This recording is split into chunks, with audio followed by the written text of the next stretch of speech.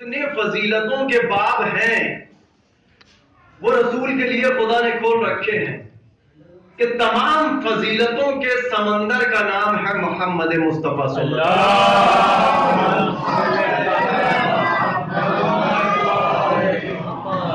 ایک جملہ میں کبھی کبھی عرض کرتا ہوں نا کہ یہ جو رسول کی ذات ہے خدا نے انہی کو کیوں منتخب کیا، اور جب رسول بنایا ہے تو 1,24,000 انبیاء ہیں، سب سے زیادہ فضیلت ماب انہی کو کیوں بنایا؟ بھائی سادی سے مثال دیتا ہوں، یہ جو میں نے انگوٹھی پہن رکھی ہے، یہ جو نگینہ جڑا ہوا ہے، یہ میں نے کیوں پہن رکھا ہے؟ اسے میں نکال دوں، یہاں پر چلتے پھرتے راستے سے ایک پتھر اٹھاؤں اور اسے یہاں پر لگا دوں؟ کہ نہیں، یہ نہیں ہو سکتا۔ کیوں؟ اس لیے کہ یہ زینت ہے، یہ خوبصورت پتھر خوبصورتی میں اضافہ کر رہا ہے۔ یہ لباس میں نے زیب تن کر رکھا ہے، میں چاہتا ایک سادہ سا لباس لے آتا، سادہ سا لباس زیب تن کر لیتا، وہ بھی رہتا، لباس تو رہتا نا، لیکن چونکہ مجھے آرائش کرنی تھی، بہترین دکھنا تھا، لہذا میں نے منتخب کیا کہ ایک بہترین لباس کو انتخاب کیا جائے۔ شوقین لوگ ہوتے ہیں، گھروں میں اپنے پیڑ پودے لگاتے ہیں، وہ لے آئیے ذرا بیشرم کی ٹہنیوں کو اور لگا دیجئے گھر میں، کہتے ہیں آپ کیسی بات کر رہے ہیں آپ؟ اگر گھر میں پیڑ لگایا جائے گا تو بہتر سے بہتر لگایا جائے گا۔ کیوں؟ کہ یہ ہمارے گھر کی زینت بننا ہے۔ تو جب دنیا کا کوئی انسان کسی چیز کو اپنے لیے منتخب کرتا ہے تو دیکھتا ہے کہ وہ خوبصورت ہے یا نہیں، اس میں فضیلت ہے یا نہیں۔ اب خدا نے کائنات کا رسول بنانا تھا، جب خدا نے کائنات کا رسول بنانا تھا تو زمینوں میں ہم دیکھتے ہیں کہ زمینیں تمام کی تمام ہیں، لیکن تمام زمینوں میں جس زمین کو چن کر نکالا اسے خانہ کعبہ کی زمین قرار دیا۔ پانی بہت سا دنیا اور آخرت میں پایا جاتا ہے، لیکن جو فراہم کیا ہے آب زمزم کو فضیلت، وہ دوسرے پانی کو فضیلت نہیں دی ہے۔ شجر بہت سے ہیں، لیکن جو شجر طوبہ کو، درخت کو جو فضیلت ملی ہے وہ کسی اور درخت کو نہیں ملی ہوئی ہے۔ ملائکہ کئی ہیں، لیکن سید الملک کس کو بنایا؟ جبریل امین کو بنایا۔ یعنی زمینوں میں چنا تو خانہ کعبہ کی زمین کو منتخب کیا، پانی میں چنا تو آب زمزم کو فضیلت مآب بنایا، ملائکہ میں چن کر نکالا تو فرشتوں میں جبریل امین کو سید الملائکہ بنایا۔ اب انہی میں سے جب ساری کائنات میں نظر ڈالی تو اس کے بعد میں انسانوں کے لیے جملہ کہا کہ تبارک اللہ احسن الخالقین، انسان کو منتخب کر کے نکالا۔ جب ان انسانوں میں منتخب کرنے کی منزل آئی تو 1,24,000 کو چن کر نکالا۔ جب 1,24,000 میں سے چننے کی نوبت آئی تو 5 کو اولو العزم بنایا۔ جب 5 میں سے منتخب کرنے کی نوبت آئی تو حضرت محمد مصطفیٰ صلی اللہ علیہ وسلم،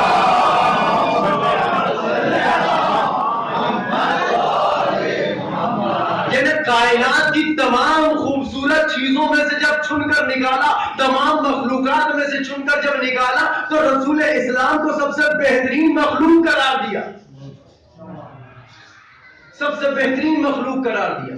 اور یہی رسول ہے کہ جس رسول نے یہ فرمایا کہ فاطمہ تو بضعۃ منی، فاطمہ میرا ٹکڑا ہے۔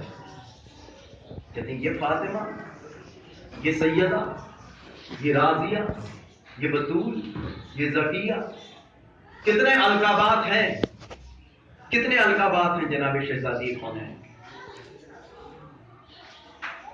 یہ رسول کی بیٹی، اسے فضیلت کیسے میسر آئی؟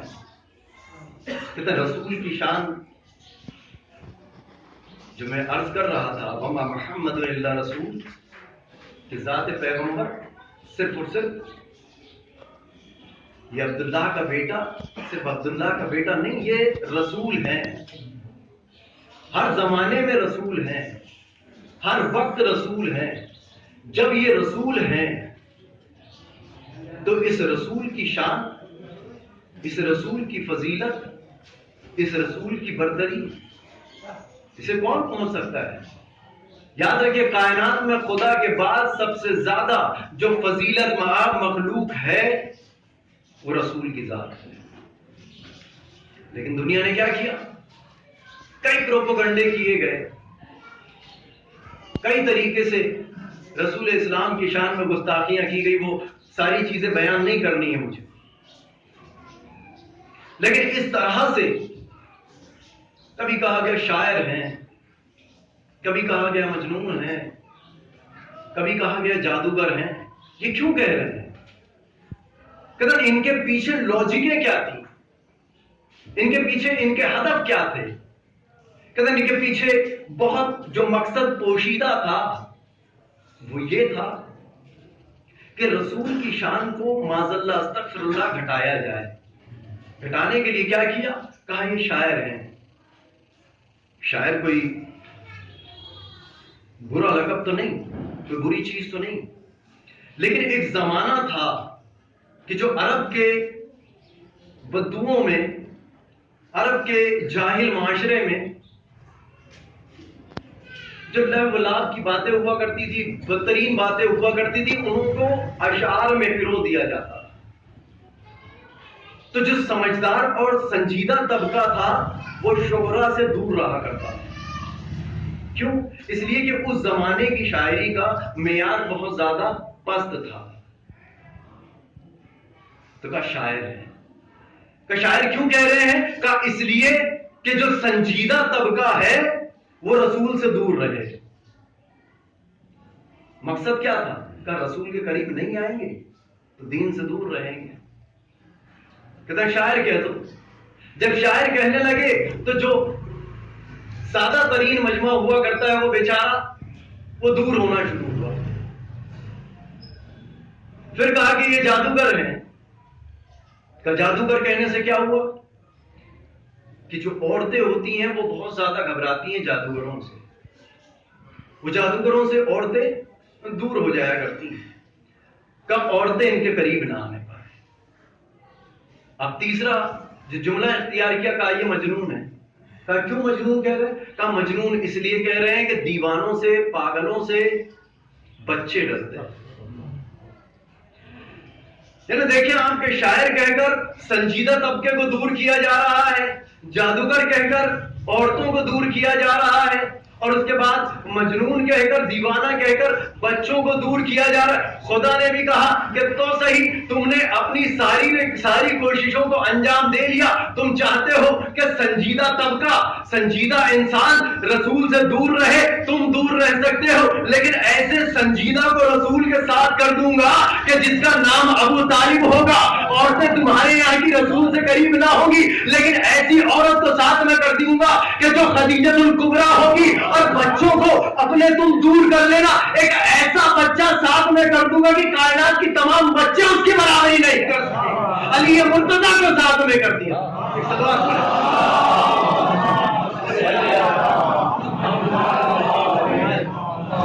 جب ابو طالب نے رسول کا ساتھ دیا، جب جناب خدیجہ نے ساتھ دیا، تو ابو طالب کے گھر میں ایک کل ایمان بیٹا دیا، اور خدیجہ کے پاس میں ایک ایسی بیٹی دیا جو کائنات کی شہزادی کہلائی۔ آج کے زمانے میں بیٹیوں کے لیے کیا کیا اہتمامات کیے جاتے ہیں، بلکہ بیٹیوں کے لیے چھوڑیں، صنف نسواں، عورتوں کے حقوق، عورتوں کے حقوق، عورتوں کے حقوق۔ میں موضوع سے متصل ہو رہا ہوں۔ یہ جو بیان کرنے والی زبان ہے، یہ جو لکھنے والے ہاتھ ہیں، یہ جو بہت سارے قلم ملے ہوئے ہیں، یہ قلم کیا واقعاً عورتوں کا حق دلا رہے ہیں؟ یہ کیا واقعاً عورتوں کو ان کے حقوق دلا رہے ہیں؟ یہ میں چیلنجنگ والی منزل پر تو آتا ہی نہیں ہوں، ایک سادہ سی بات مؤدبانہ کہ فکر کے طور پر سوچیں۔ دعویٰ تو ہے نا کہ عورتوں کے حقوق کے لیے بڑی بڑی تنظیمیں ہیں، بہتر ہے لڑیں، ان کا حق دلائیں، ان کے لیے باتوں کو کریں، لیکن یاد رکھیں آپ کے بنائے ہوئے اصول اور ہیں، اسلام کے قوانین اور ہیں۔ آپ صرف اسلام کے قوانین پڑھ لیں، بس دنیا کے تمام مذاہب جتنے بھی ملتے ہیں سب کہتے ہیں کہ عورتوں کے حقوق ہونے چاہیے، عورتوں کے حقوق کے لیے کرنا چاہیے، تمام کاموں کو عورتوں کو ان کا حق دلانا چاہیے۔ وہیں پر اسلام بھی ہے جو کہہ رہا ہے کہ اسلام میں عورتوں کے حقوق ہیں۔ تو جہاں دوسرے مذاہب میں اسلام کے علاوہ عورتوں کے حقوق ہیں، تو بہت زیادہ تفصیلی گفتگو نہیں، صرف چند باتیں 2 جملوں میں عرض کروں کہ بھئی دوسرے مذہب میں اگر عبادات کے طور پر ہی، دوسری باتیں نہیں کرتا، کہ عبادات کے طور پر جب انسان کو بہت زیادہ فضیلتیں حاصل کرنا ہوتی ہے تو وہ سب سے پہلے عورتوں کو ترک کرتا ہے۔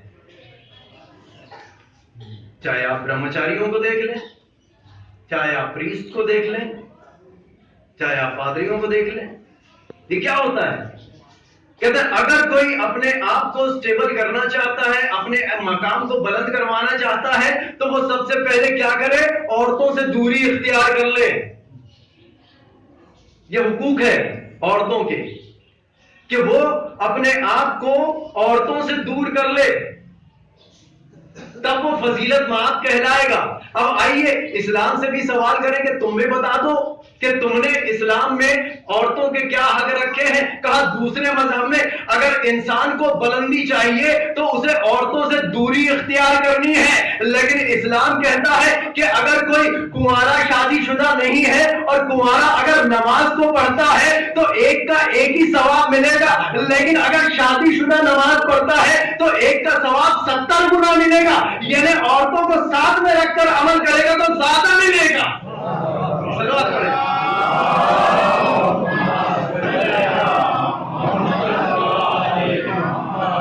آپ نے بھی حقوق بتائے ہیں، اسلام نے بھی حقوق بتائے ہیں۔ آپ نے کہا کہ عورتوں سے دوری اختیار کرو، اسلام کہہ رہا ہے کہ اپنی فضیلتوں کو بڑھانا چاہتے ہو تو عورت کو ساتھ میں رکھ کر اپنی عبادت کو انجام دو۔ مثال کہاں سے ملی؟ ہم کہیں اور تو جاتے نہیں اور ہمیں کہیں اور جانے کی ضرورت بھی نہیں نا، اس لیے کہ ہمیں جو کچھ چاہیے ہوتا ہے وہ اسی در اہل بیت سے مل جاتا ہے۔ تو در اہل بیت پر جب جا کر دیکھیں تو وہ تمام فضیلتیں ہمیں اسی در پر مل جاتی ہیں۔ کہتے ہیں یہ حقوق جن کی بات کر رہے ہیں یہ کیا ہے؟ کہتے ہیں اسلام میں ابھی دیگر باتیں تو نہیں، خود مولائے کائنات علی بن ابی طالب علیہ السلام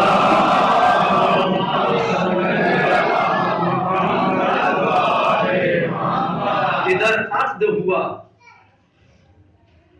ادھر جو شب ہے، ہمارے یہاں کتنا عجیب و غریب طریقے سے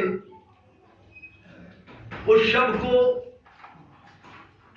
چاہے زبانی طور پر یا عملی طور پر اختیار کیا جاتا ہے۔ رسول اسلام ہیں، علی مرتضی داماد ہو گئے ہیں، شب گزری، صبح کی نماز کا وقت آیا، فجر میں مسجد بھری ہوئی ہے، مولائے کائنات اندر داخل ہوتے ہیں، رسول اسلام سوال کر رہے ہیں کہ تم نے میری بیٹی سیدہ کو کیسا پایا؟ سوچے کتنا حساس سوال ہے، ایک باپ سوال کر رہا ہے اپنی بیٹی کے تعلق سے، احساس کرنے کا مقام ہے۔ مولائے کائنات مطمئن ہو کر جواب دیتے ہیں کہ مجھے میری عبادت کا ہمسر میسر آ گیا۔ گویا بتا دیا کہ دیکھو دنیا کے جوڑے اور ہوا کرتے ہیں، یہ آسمانی جوڑے اور ہوا کرتے ہیں۔ صلوات پڑھیں عظمت رہے۔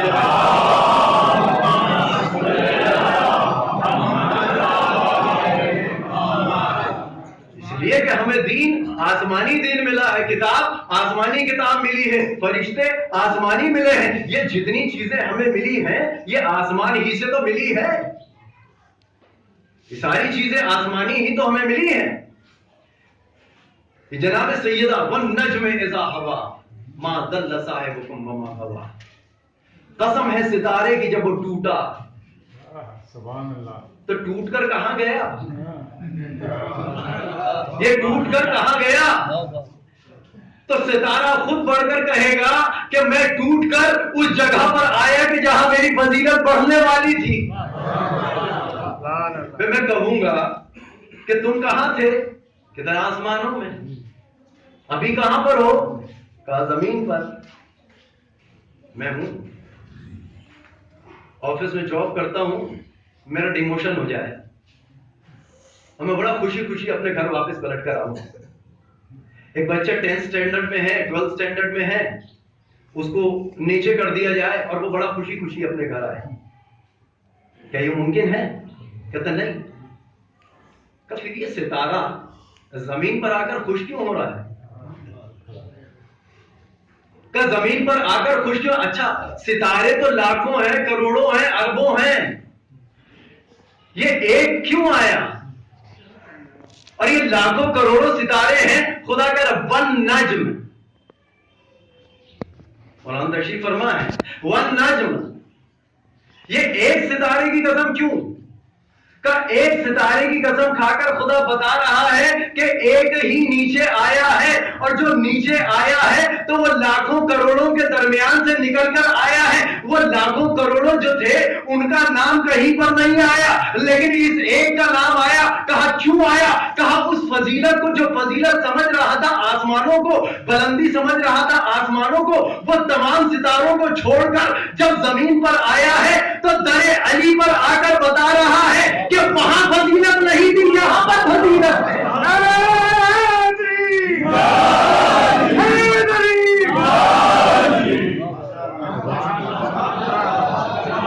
تو اب اگر دنیا کے کتنے بڑے رئیس بن جاؤ، عمرہ بن جاؤ، جتنے بڑے بڑے عہدوں پر چلے جاؤ، تو تم دنیا میں ریاست کے لائق نہیں رہ سکتے. کب تک؟ جب تک در اہل بیت پر نہیں چلے جاؤ.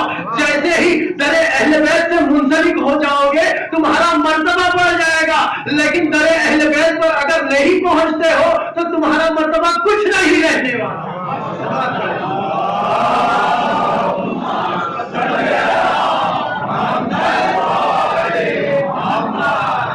ستارے نے اشارہ کر دیا. اور یہ ستارہ ہی کیوں آیا؟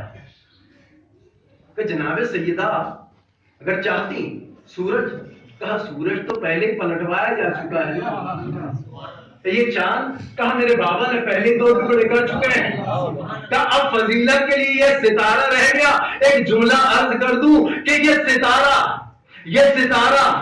ستارے کی کئی جگہ مثالیں بنے گی کہ ستارے ہیں، ستارے ہیں، ستارے ہیں. تو ستاروں کی اہمیت خدا نے بتا دیا کہ دیکھو جب در اہل بیت پر پہنچتا ہے تب جا کے فضیلت معاف ہوتا ہے.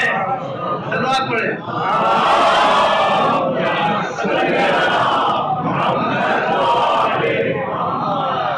در سیدہ کا فیض ہے، یہ برکت ہے جناب سیدہ کے در کی.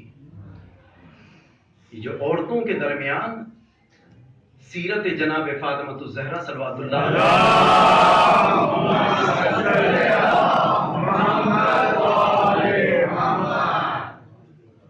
یہ زاکیہ ہیں، راضیہ ہیں، شاخرہ ہیں، سیدہ ہیں، بدول ہے. ان کے تو القابات کو بھی بیان کرنے کی ہماری زبان میں سخت نہیں. وہ کہاں سے زبان لائیں گے؟ اس لیے کہ یہ برابر کس کے ہیں؟ علی مرتضیٰ کے. علی نہ ہوتے تو فاطمہ کا کوئی کف نہ تھا، کوئی ہمسر نہ تھا، کوئی برابر نہ تھا.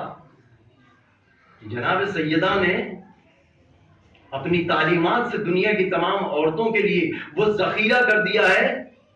اور سلام ہے اس ذات پر، اس شہزادی پر، کہ دنیا کے تمام مبلغین کو آپ دیکھ جائیں، میں کہیں کسی سے کمپیریزن کر ہی نہیں سکتا. دنیا کے تمام مبلغین کو دیکھ جائیں، کتنے کتنے سالوں میں، کتنے کتنے عرصوں میں تبلیغ کو انجام دیا ہے، لیکن کمال سیدہ یہ ہے کہ 18 برس کے سن میں تمام کے تمام فضائل کے باب کھول کر دنیا کے سامنے. 18 برس کا سن. 18 برس میں دنیا کے سامنے وہ تمام باتوں کو پیش کر دیا کہ دیکھو زندگی کیسے گزاری جاتی ہے. بیٹی کی فضیلت، یہ رسول کی بیٹی ہیں، صرف اس لیے فضیلت معاف. کہتے ہیں خود جناب سیدہ کا بھی تو کردار ہے. رسول کی بیٹی ہے، بے شک فضیلت معاف ہے، لیکن خود کردار جناب سیدہ بھی تو ہے کہ جس میں کہیں پر کوئی لوچ نہیں ہے.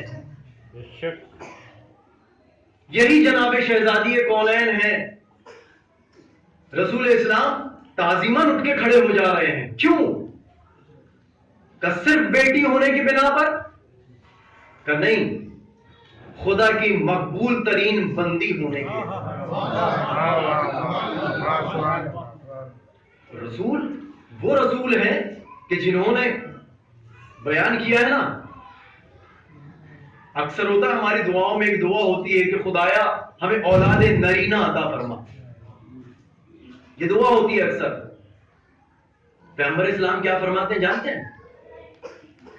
جس کے اگر 3 بیٹی ہو اور وہ 3 بیٹیوں کی پرورش کر رہا ہو، اس پر جنت واجب ہے.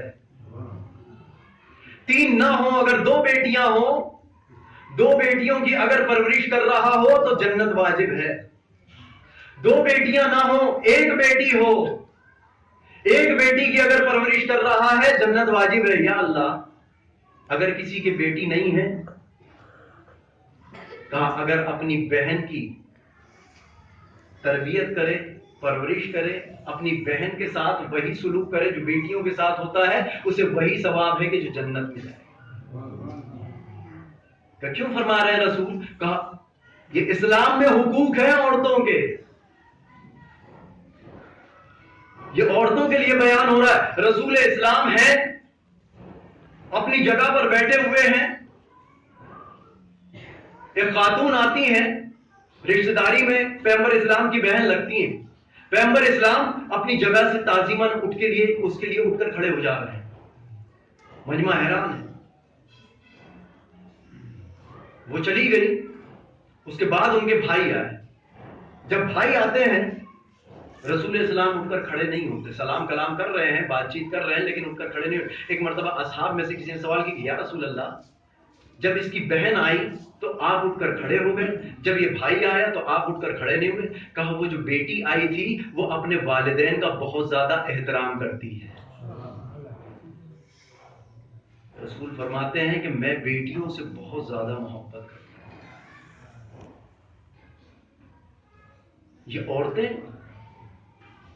یہ عورتوں کو اگر آپ اسلام کے اعتبار سے دیکھیں، سرمایہ ہے کہ جو گھر کو بنا دے گھر کو بگاڑ دے، شہر کو بنا دے شہر کو بگاڑ دے، دنیا کو بنا دے دنیا کو بگاڑ دے.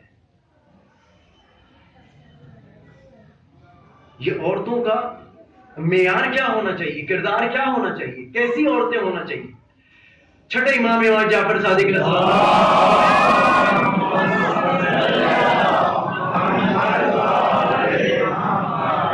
شاید آخری بات آپ کی خدمت میں عرض کر رہا ہوں. چھٹے امام دور حکومت، دور خلافت تو تھا نہیں، دور ہے چھٹے امام کا. ایک معاملہ سرکار کے پاس آیا، مختصر عرض کروں. آنے والوں نے آ کر کہا کہ ایک خاتون ہے وہ آپ سے ملنا چاہتی ہے. امام نے کہا کہ اسے آنے دیا جائے. وہ خاتون آتی ہیں، آنے کے بعد سلام کرتی ہیں، پورا اسلامی حجاب میں ہے، سارا کچھ ہے، مولا سامنے کھڑے ہوئے ہیں. سوال کرتے ہیں مولا کیوں آئی ہو؟ کیا مولا جانتے نہیں ہیں؟ جانتے ہیں، لیکن آپ اور ہم جیسے لوگوں کو معلوم بھی تو ہو. ایک مرتبہ سوال جیسے ہی ہوا سر کو جھکا لیتی ہے، کہتی ہے کہ مولا آپ سے کوئی چیز میری پوشیدہ نہیں ہے، آپ تو وقت کے امام ہیں. کہاں ہوں تو کہا مولا آپ جانتے ہیں کہ میں بیمار ہوں. کہاں. کہا میں علاج کے لیے گئی تھی. کہاں؟ کہتے ہیں جو دوا طبیبوں نے مجھ کو تجویز کی ہے کیا وہ دوا میں استعمال کر لوں؟ امام جعفر صادق علیہ السلام فرماتے ہیں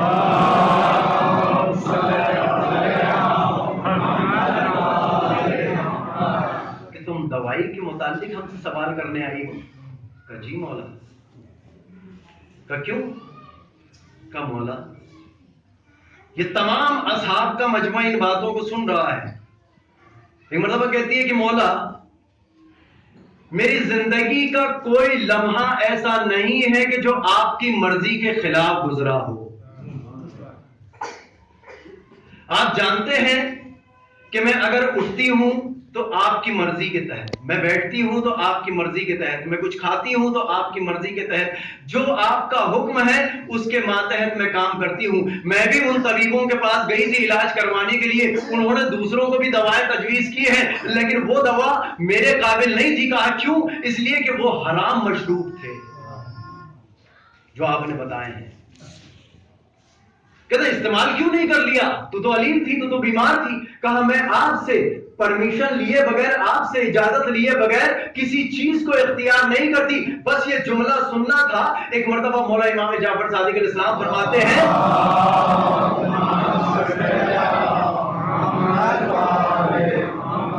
کہ کاش ہمارا ہر مومن اور ہر مومنہ اس مومنہ کی طرح ہو جاتے کہ ہمارے حکم پر اٹھتے اور ہمارے حکم پر بیٹھتے تو ہمارے لیے کوئی مشکل نہیں تھی دنیا میں. کہتے ہیں یہ عورتیں گزری ہیں, ایسا نہیں ہے کہ ایسی عورتیں. زہیر ابن قین کی بیوی, کس نے آمادہ کیا جناب زہیر ابن قین کو کہ امام حسین علیہ السلام کے ساتھ میں جا کر شریک ہو جائے؟ یہی خاتون تھی نا. اسی خاتون نے سیرت سیدہ سے متاثر ہو کر شہزادی فاطمہ الزہرا کو سمجھ کر زہیر ابن قین نے کیا کیا تھا؟ آپ بارہا سنتے ہیں, واقعات آپ کے سنے ہوئے آپ کے پیش نظر ہیں. صرف ایک اشارہ ہوتا ہے کہ جو ہمارے ذہنوں میں جمی ہوئی شاید دھول ہوتی ہے نا, کسی طرح یہ تمام چیزیں جو ہوتی ہے یہ مجالسیں کیوں ہوتی ہیں؟ کہتے ہیں ایک طریقے سے ہمارے ایمان کو اور زیادہ تازہ کر دیتی ہے, ورنہ کوئی نئی بات نہیں ہوتی. آئینہ ہوتا ہے نا, آئینے کے اوپر, شیشے کے اوپر دھول چڑھ جائے تو صورت دکھنا بند ہو جاتی. ویسے ہی ہمارے لیے یہ تمام چیزیں ہیں کہ یہ مجالسیں ہمارے ذہن پر جو گرد و غبار لگ گیا ہے اسے صاف کر دیتی. زہیر ابن قین کی بیوی ہے, کیا کرتی ہیں؟ زہیر اپنے آپ کو دور دور کر رہے ہیں کہ حسین کے لشکر سے مل نہ پاؤں, دور دور چلو. ایک وقت آتا ہے کہ خیمہ نزدیک ہوتا ہے. سرکار سید الشہداء اپنے یہاں سے قاصد کو بھیجتے ہیں اور جا کر کہلواتے ہیں کہ زہیر سے کہو کہ ہم نے بلوایا ہے. زہیر کھانا کھانے کے لیے بیٹھے ہوئے ہیں, لقمہ ہاتھ میں ہے, اندر داخل ہوتا ہے قاصد اجازت لے کر. جیسے ہی قاصد کو دیکھا زہیر سمجھ گئے. ایک مرتبہ بیوی نے بھی دیکھا, زہیر سے کہتے ہیں, قاصد کہتا ہے کہ تمہیں مولا حسین السلام نے بلایا ہے. ان سے بھی میں بگاڑ نہیں کرنا چاہتا تھا لیکن آل رسول ہیں, رسول کے بیٹے ہیں, علی مرتضیٰ کے فرزند ہیں, سیدہ کے لال ہیں, ان سے نہ کہہ نہیں سکتا. کیا ہوا؟ لقمہ ہاتھ میں ہے, ذہن میں یہ سارے سوالات آ رہے ہیں, خیالات آ رہے ہیں. ایک مرتبہ بیوی سامنے بیٹھی ہوئی تھی, زہیر کے زانو پر ہاتھ رکھ کر ہلایا اور کہتی ہے کہ سیدہ کا لال تمہیں بلا رہا ہے اور تم سوچ رہے ہو کہ جانا ہے یا نہیں جانا. ہزاروں بجلیاں ایک مرتبہ کوند گئی, ایک مرتبہ زہیر ہل جاتے ہیں اور ہل کر کہتے ہیں کہ نہیں, میں مولا حسین السلام کے پاس جاؤں گا, سیدہ کے لال نے مجھے بلایا ہے. پہنچے زہیر, جب واپس پلٹ کر آئے ہیں تو یہ زہیر جو حسین سے ملنا نہیں چاہ رہے تھے اب آ کر اپنی بیوی سے کہتے ہیں کہ تیرا لاکھ لاکھ شکریہ کہ تو نے مجھے جہنم میں جانے سے بچا دیا. اب میں جناب سیدہ کے سامنے سرخرو اٹھوں گا. عزیزان گرامی، ایام فاطمیہ، یہ عزا کے دن، یہ عزا کی راتیں، یہ گریہ، یہ بکا، جب حسین کا ماتم ہوتا ہے، جب حسین کی فرش مجلس ہوتی ہے تو سیدہ آ جاتی ہے۔ جب شہزادی سیدہ کی مجلس ہوتی ہوگی تو کیا حسین نہیں آتے ہوں گے؟ منظر یاد آتا ہے کہ شہزادی فاطمہ الزہرا ہے، رسول کا سر اقدس زانو زہرا پر ہے۔ ایک مرتبہ دق الباب ہوا، سیدہ کہتی ہے کہ میرے بابا علیل ہیں، جو ملنے آیا ہے وہ بعد میں آ جائے۔ آنے والا واپس چلا گیا، دوبارہ پھر آیا، ایک مرتبہ سیدہ نے پھر کہا کہ میرے بابا علیل ہے، میں تم سے کہہ چکی ہوں۔ تیسری مرتبہ جیسے ہی دق الباب ہوا، ادھر سیدہ کی آنکھوں سے آنسو گرے، رسول کے چہرے انور پر پڑے۔ اب جیسے ہی رسول کے چہرے پر آنسوؤں کا گرنا تھا، رسول نے آنکھوں کو کھول دیا۔ ایک مرتبہ کہتے ہیں سیدہ کیا ہوا؟ کہا بابا کوئی آیا ہے اور بار بار کہتا ہے کہ مجھے رسول سے ملنا ہے۔ ایک مرتبہ رسول کہتے ہیں سیدہ تم نے نہیں پہچانا، ارے یہ وہ ہے جو کسی سے اجازت نہیں لیتا۔ میں کہوں گا یا رسول اللہ، یہ آپ کا دور ہے کہ سیدہ کی اجازت کے بغیر کوئی اندر نہیں آتا، مگر آپ کے بعد یہی دروازہ ہوگا اور سیدہ کے پہلو پر جلتا ہوا دروازہ گرے گا۔ ایک مرتبہ سیدہ کے پہلو پر دروازے کا گرنا تھا، سیدہ زمین پر ہے۔ ایک مرتبہ فضہ دوڑی آئی، جناب شہزادی کونین کہتی ہے فضہ میرا محسن شہید ہو گیا۔ ہاں دادا، سیدہ کے ماتمدار ہونا۔ ایک مرتبہ سیدہ جیسے ہی زمین پر ہے، آنے والوں نے علی مرتضیٰ کے گلے میں رسی ڈالی۔ اب گلے میں رسی ڈال کر جناب علی مرتضیٰ کو کھینچ کر لے جانے لگے۔ اب جیسے ہی علی مرتضیٰ کو کھینچنا شروع کیا، ارے جناب سیدہ نے اپنا ہاتھ دامن علی پر رکھ دیا۔ اب جیسے ہی دامن علی کو تھاما، ادھر انہوں نے علی کو کھینچا، ادھر سیدہ کا ہاتھ دامن علی سے وابستہ تھا، علی کے ساتھ سیدہ کھینچی جا رہی ہے۔ اب جیسے جیسے علی کو کھینچتے ہیں، فاطمہ بھی آگے بڑھتی جاتی ہے۔ علی کہتے ہیں سیدہ دامن کو چھوڑ دو، فاطمہ دامن کو چھوڑ دو۔ آواز آتی ہے ابو الحسن میں تمہیں نہیں چھوڑنے والی۔ اب جو آواز کا آنا تھا، ایک مرتبہ نہیں نے آواز دی، ارے کہاں ہے کنفذ آیا، ہوا میں تازیانہ لہرایا۔ اب جو شہزادی کے ایک مرتبہ سیدہ نے ارے دامن کو چھوڑا، آواز دیتی ہے یا علی آپ کو خدا کے حوالے کیا۔